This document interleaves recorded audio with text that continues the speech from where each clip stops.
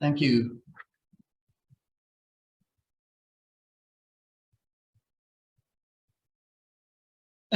So I come from a different background, but as a phonetician, I feel a little bit bad admitting this, but the primary function, and we just saw this, the primary function of breathing, of course, isn't for speech production, but it's gas exchange, coughing, and other vital stuff. But having said that, as a phonetician, I can say that breathing is at least an essential component in speech production. So you need a couple of things, or you need two things to make sound at all. And one of them is starting some kind of airstream somewhere in the vocal tract. That's called initiation in phonetics. And the other is some kind of articulation of this airstream in the vocal tract. And these two things, they are needed for producing all the voiceless sounds in speech, basically. And they have to be there in order to produce sound. Maybe I should say that not all the air streams have to come from the lungs, but most of them do, at least.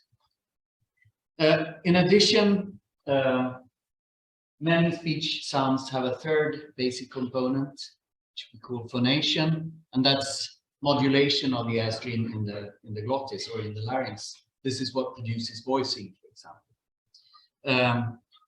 So, I mean, no speech without breath. I could also add that breathing is involved, or even an essential component in other communicative signals, things that we may not consider the standard range of speech sounds, but that can still have a communicative function, like sighs, laughter, coughing, etc. But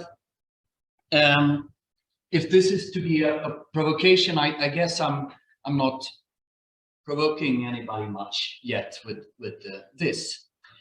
So, but on top of these things, on top of the speech production things, it has been suggested that breathing movements and breathing sounds are relevant for turn-taking in conversation.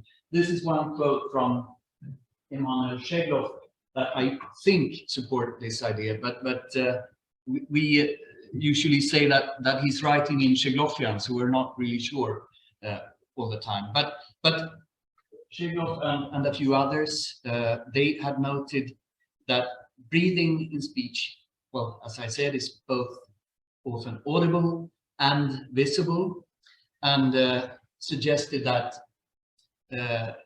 breath might be used as an interactional device. For example, that fast and loud inhalations might tell you that somebody is going to speak soon or wants to speak. That presence of exhalations or sighing sounds in silences, that may be a way of saying that I'm done with what I was going to say. And possibly also that breath holds somehow signal that I'm not done. But these were observations from conversational analysis, and they tend to have really small materials when they are studying this. And when I and Marcin Włodarczak, a colleague of mine, started to explore breathing as a turn-taking cue, there weren't really any larger scale studies on this. So, we had to do a couple of things to be able to study this in larger materials. One important step in this is an interaction chronogram, and that's an automatic method that we have been using to detect turn-taking events. And basically, we feed channel-separated audio into something called voice activity detection, which produces a segmentation into talk spurts, or speech, basically, and silences. And when we have that for 2 or more speakers in a conversation, we can then look at this kind of representation and identify a couple of different turn-taking events. One would be a speaker change involving silence, like this one. Another one would be a speaker change where there's a slight overlap between the speakers. Yet another thing here would be a pause when somebody's speaking, turn silent and then start speaking again. And there's a fourth possibility here with the speech in overlap as well, but that's something we can forget for now. But this was a starting point for us, this kind of automatic turn-taking event classification. And then we combine this with registrations of respiratory movements. See if I can. There is some. This involves some elastic bands around the rib cage and around the abdomen, and you somehow sum those signals to get a feeling for whether air is going in and out. But so that's one technique we've been using and developing. And from those bells, we get a signal that's very nice to work with. Upward movements here, that's inhalations. Downward movements are exhalations. So, I mean, a lot better than many of the other physiological signals you come across.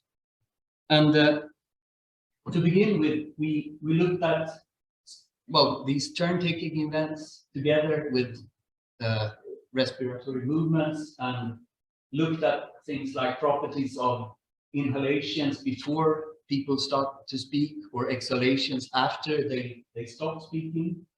And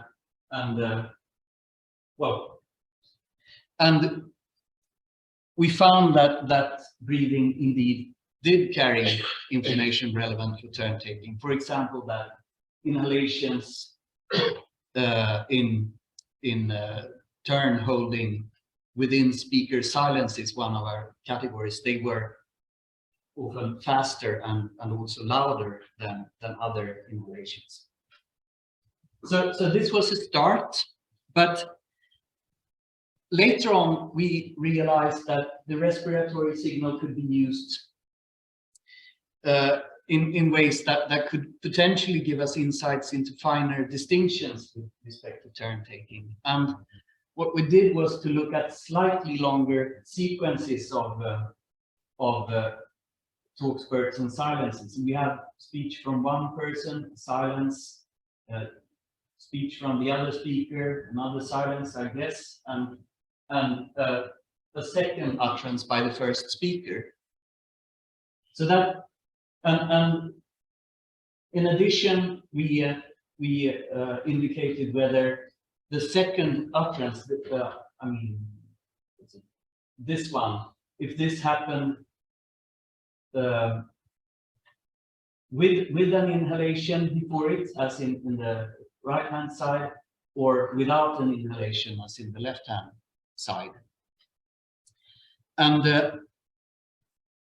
we found that this simple plus-minus inhalation information allowed, well, I'm trying to be more provocative now, but allowed a shallow form of mind reading with respect to intentions in turn taking.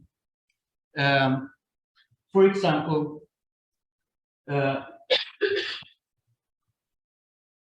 well, in the top left panel, the white speaker there, if we see this pattern that the first speaker continues after a speaker change with a second utterance without inhaling, this was very often cases where the first speaker somehow was interrupted by the second speaker. And well, the same thing in the speaker changes involving overlap. So, these kinds of classifications involving whether somebody's interrupted or not, they are difficult to make for even for human annotators, but it would also be extremely useful for various speech technology applications to be able to make. So this is something we was very happy with. And then we also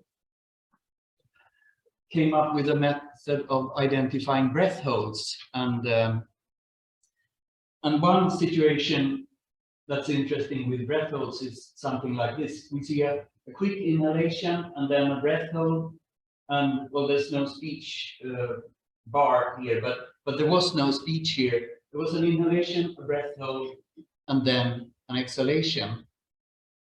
The inhalation plus breath hold, that's a normal way of preparing for starting to speak. But when we see this, an exhalation without speech, this was very often an indication, we think, that this person intended to say something, but then for some reason decided not to say something.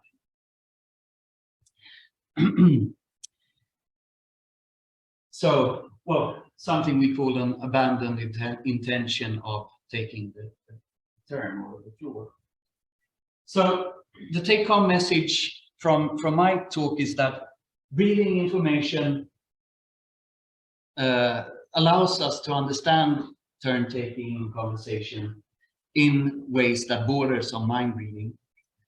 And we can, at least to some extent, make distinctions like between what is called smooth speaker switches and turn competitive or interrupted pause interruptions with breathing data. We can do the same thing for speaker changes in overlaps and distinguish them from interruptions. And to some extent, identify places where people might have wanted to say something. So, to me, breathing is clearly more than just a prerequisite for talking, basically. Thank you for your attention.